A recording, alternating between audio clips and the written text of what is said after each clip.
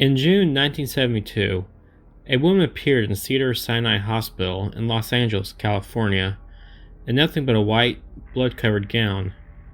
Now this, in itself, should not be too surprising, as people often have accidents nearby and come to the nearest hospital for medical attention. But there are two things that caused people who saw her to vomit and flee in terror. The first being that she wasn't exactly human. She resembled something close to a mannequin, and had the dexterity and fluidity of a normal human being. Her face was as flawless as a mannequin's, devoid of eyebrows, and smeared in makeup. There was a kitten clamped in her jaws so unnaturally tight that no teeth could be seen, and the blood was still squirting out over her gown and onto the floor. She then pulled it out of her mouth, tossed it aside, and collapsed. From the moment she stepped through the entrance to when she was taken to a hospital room and cleaned up before being prepped for sedation, she was completely calm, expressionless, and motionless.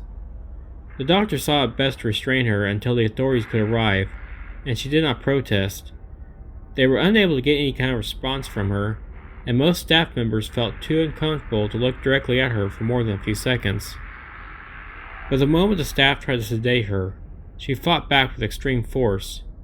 2 members of staff had to hold her down as her body rose up on the bed with that same blank expression. She turned her emotionless eyes towards the male doctor and did something unusual. She smiled. As she did, the female doctor screamed and let go out of shock. In the woman's mouth were not human teeth, but long, sharp spikes, too long for her mouth to close fully without causing damage. The male doctor stared back at her for a moment before asking, "What in the hell are you?"